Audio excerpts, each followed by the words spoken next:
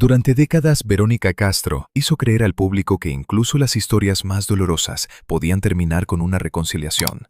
Sin embargo, detrás de su sonrisa quedó una herida que ningún personaje pudo ocultar: la ruptura con Cristian, el hijo por quien sacrificó su juventud y enfrentó al mundo. Aquella noche de acusaciones, empujones y silencio no fue el inicio del drama, sino la consecuencia de años de abandono, amores fallidos, fama, enfermedad y pérdidas. Para comprender cómo una madre llegó a temer al hijo que más amó, hay que volver al principio. No fue una discusión cualquiera, ni uno de esos enfrentamientos familiares que terminan con una puerta cerrada y unas horas de silencio. Aquella noche, la relación entre Verónica Castro y Cristian llegó a un punto que parecía imposible. Según versiones difundidas en distintos medios, entre ambos hubo forcejeos, empujones y una pérdida total de control. Yolanda Andrade aseguró que tuvo que llevar a Verónica al hospital después del episodio. Cristian reconoció que existió contacto físico, pero negó haber golpeado deliberadamente a su madre. Esa diferencia nunca cerró la herida. Para el público quedaba la imagen de una familia rota. Para Verónica, algo más doloroso: la sensación de haber sido lastimada por el hijo al que dedicó los años más difíciles de su vida. Durante décadas ella había sido su escudo. Lo protegió de las críticas, justificó sus errores y defendió su talento cuando las controversias amenazaban su carrera. Cristian no era solo su hijo mayor, era la prueba de que los sacrificios de su juventud habían tenido sentido. Por eso el conflicto no podía reducirse a un arrebato. En aquella habitación estaban presentes años de reproches, silencios y heridas nunca tratadas con sinceridad. La escena es más cruel al pensar en las manos de Verónica. Fueron las mismas manos que lo cargaron de bebé, que lo vistieron antes de una presentación y que lo sostuvieron cuando aún no tenía un nombre propio en el espectáculo. Sin embargo, aquella noche, esas manos tuvieron que protegerla. La mujer que había luchado contra todos para cuidar a su hijo ahora sentía que debía cuidarse de él. Pero la tragedia no nació en unas pocas horas.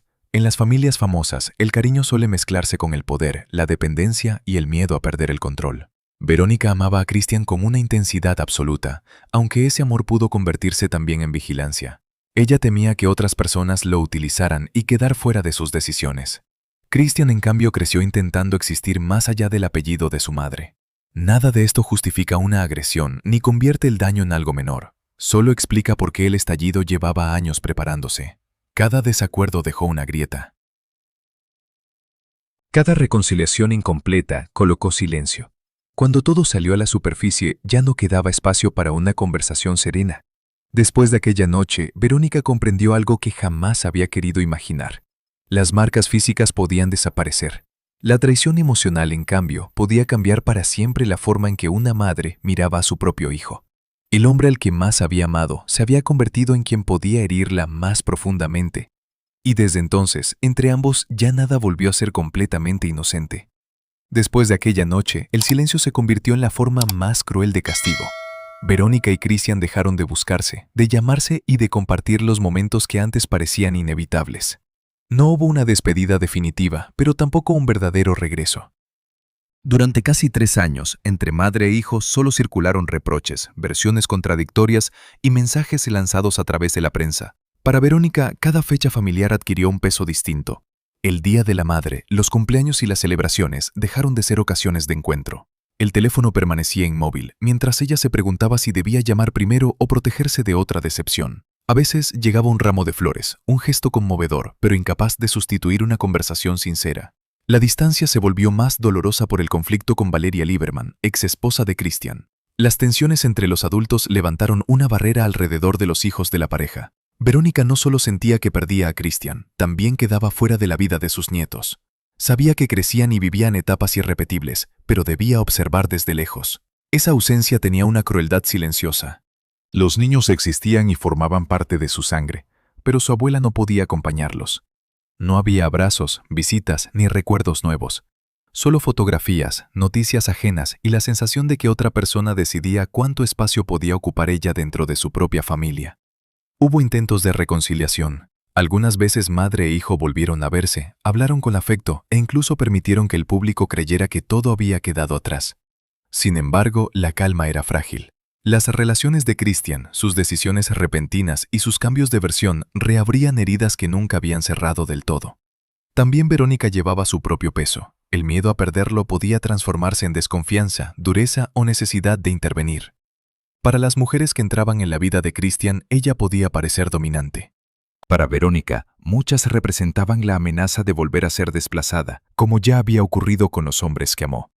Una fotografía familiar no significaba una verdadera curación. Sonreír juntos ante las cámaras calmaba los rumores, pero no reconstruía la confianza. Un ramo no recuperaba los años perdidos. Una disculpa tardía tampoco devolvía los cumpleaños, los abrazos ni las palabras que nunca llegaron. Al final, Verónica comprendió que la ruptura había crecido más allá de una pelea entre madre e hijo. Estaba perdiendo el lugar que creía haber ganado con décadas de sacrificio.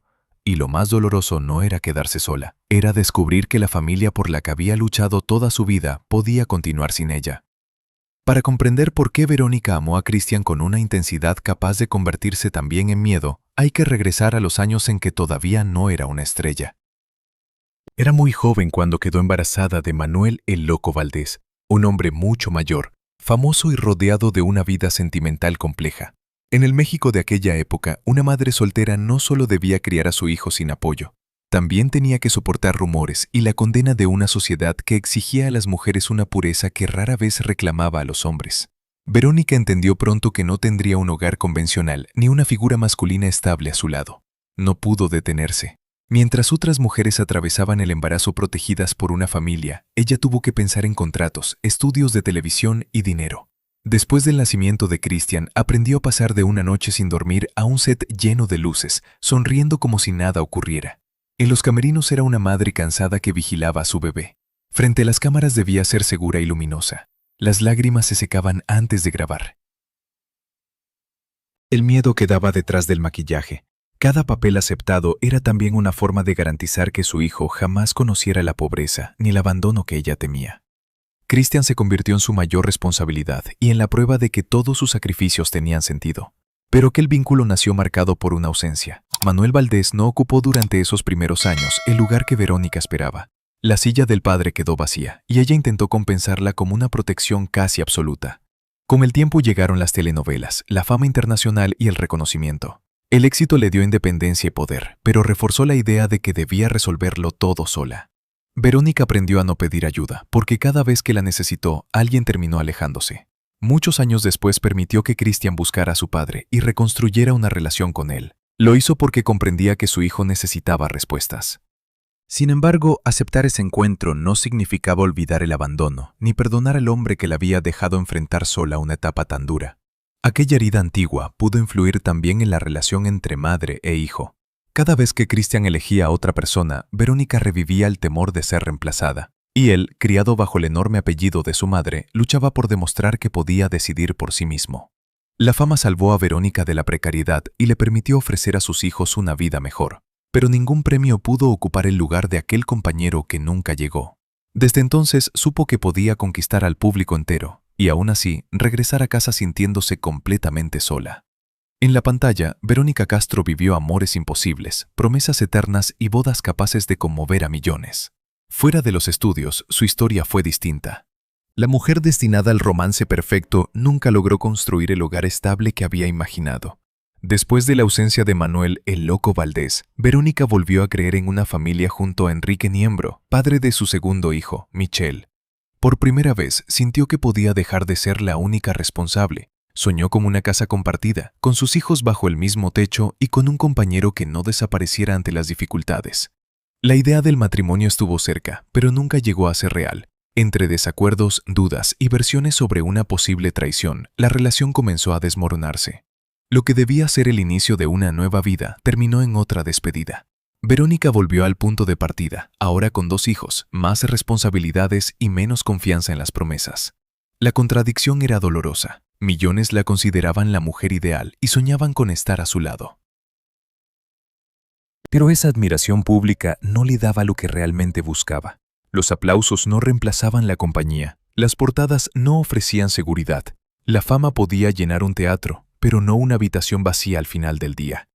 Con el tiempo, Verónica comenzó a sospechar de quienes se acercaban. Amaban a la mujer o al personaje. Buscaban su afecto o la comodidad de estar junto a una estrella. Esa incertidumbre convirtió cada relación en una prueba. Cuanto más temía ser abandonada, más difícil resultaba entregarse sin reservas. También estaba el peso de su independencia. Una mujer famosa, fuerte y capaz de mantener sola a sus hijos podía parecer invulnerable. Muchos suponían que no necesitaba protección, cuando en realidad deseaba algo sencillo. Alguien que permaneciera a su lado sin competir con su éxito. Las decepciones dejaron otra consecuencia. Al no encontrar estabilidad en una pareja, Verónica concentró muchas expectativas familiares en Christian. Quería protegerlo, mantenerlo cerca y evitar que repitiera los errores de quienes le habían herido. Pero esa necesidad pudo convertirse con los años en una presión difícil de soportar. En las telenovelas, Verónica podía vestir de blanco, caminar hacia el altar y escuchar una declaración escrita para ella. En la vida real, ninguna ceremonia llegó a pertenecerle. Cada vestido quedó como parte de un personaje, nunca como recuerdo de una esposa. Entonces comprendió la verdad más amarga de su fama. El éxito le había dado libertad y reconocimiento, pero también había levantado una jaula dorada. Todos podían verla, aunque casi nadie parecía dispuesto a conocerla de verdad y quedarse cuando las luces se apagaban. Durante años, Verónica Castro había aprendido a soportar el dolor emocional sin permitir que el público lo notara. Sin embargo, en 2004, su propio cuerpo le impuso un límite. Durante una emisión televisiva que incluía una presentación con un elefante, sufrió un accidente que le provocó lesiones graves en el cuello y la columna. El espectáculo terminó, pero para ella comenzó una etapa mucho más larga. Llegaron las intervenciones médicas, los dispositivos de fijación, la rehabilitación y el temor de no recuperar por completo la movilidad. La mujer que dominaba los estudios y caminaba con seguridad frente a las cámaras tuvo que aprender a moverse con cautela, escuchando cada señal de un cuerpo que ya no obedecía como antes. El dolor no siempre era visible. Podía presentarse maquillada, sonreír durante una entrevista y parecer tan fuerte como siempre, mientras detrás de aquella imagen había noches sin descanso, rigidez y preocupación. Cada aparición pública exigía un esfuerzo que el espectador rara vez alcanzaba a imaginar. Con los años, las secuelas físicas se mezclaron con una nueva presión emocional. En 2019, Yolanda Andrade habló públicamente de una supuesta relación y de una ceremonia simbólica entre ambas. Verónica lo negó, pero la controversia creció hasta convertir su intimidad en un debate nacional. Una vez más, su vida dejó de pertenecerle y pasó a ser interpretada por otros. Cuando todavía intentaba recuperar el equilibrio, llegó otra pérdida definitiva.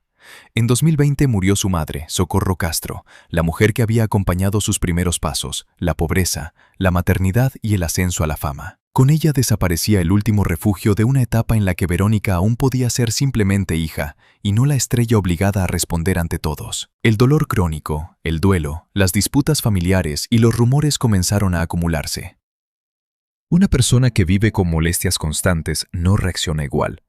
El cansancio reduce la paciencia, intensifica la angustia y vuelve más difícil soportar conflictos que antes podían enfrentarse con energía. Por eso su alejamiento de los escenarios no fue necesariamente una derrota, también podía ser una forma de supervivencia.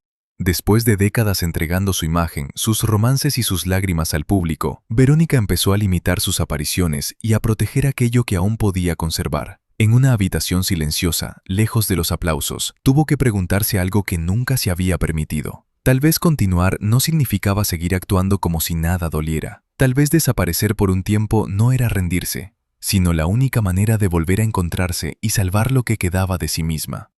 Verónica nunca dejó de querer a Christian. Incluso en los periodos de mayor distancia, seguía observando su carrera y reaccionaba cuando sentía que el público lo juzgaba con demasiada dureza. El vínculo no desapareció, pero cambió. Después de años de conflictos, comprendió que amar a un hijo no obliga a soportar cada herida en silencio. Durante mucho tiempo, intentó protegerlo de todo. Intervino cuando creyó que una pareja podía aprovecharse de él, cuestionó decisiones impulsivas y trató de evitar que sus relaciones destruyeran la unidad familiar. Desde su perspectiva, actuaba como una madre que conocía sus fragilidades. Para quienes llegaban a su vida, aquella protección podía sentirse como vigilancia o rechazo. Las discusiones no nacían únicamente de una madre dominante ni de un hijo desagradecido. Ambos cargaban historias difíciles. Verónica había sido abandonada, había criado sola a sus hijos y aprendió a desconfiar de las promesas. Christian creció bajo la mirada de la prensa, con la ausencia de su padre y con una madre cuya fama lo ocupaba todo. Él necesitaba demostrar que podía decidir por sí mismo. Ella temía que esa independencia terminara alejándolo. Comprender esas heridas no significa justificar el daño. Si existieron palabras crueles, empujones o conductas que cruzaron un límite, el cariño no podía convertirlas en algo aceptable. Verónica descubrió que el amor sin fronteras puede transformarse en una prisión para quien siempre perdona y también para quien nunca asume las consecuencias de sus actos. Por eso eligió la distancia, no como venganza, sino como una barrera necesaria para proteger la calma. Podía preocuparse por Christian sin participar en cada escándalo. Podía desearle felicidad sin aprobar todas sus decisiones. Podía mantener abierta una puerta, pero ya no permitir que alguien entrara y repitiera la misma historia. También dejó de esperar una disculpa perfecta. Algunas palabras llegan demasiado tarde, otras se pronuncian para calmar a la prensa. La reconciliación exige cambios, respeto y tiempo. Una fotografía sonriente no reconstruye la confianza. Un abrazo ante las cámaras tampoco borra los años de miedo, ausencia y reproches. Verónica entendió que perdonar no significa devolver a alguien el mismo lugar que ocupaba antes. Aceptar el pasado tampoco obliga a fingir que nunca ocurrió. Puede amar a su hijo y al mismo tiempo negarse a ser arrastrada por sus conflictos. Por primera vez dejó de confiar su paz a la transformación de los demás. Ya no esperó que Christian, sus antiguos amores o el público le devolvieran lo perdido. Empezó a construir una vida en la que su bienestar no dependiera de complacer a nadie, y esa decisión se convirtió en la última defensa de su corazón.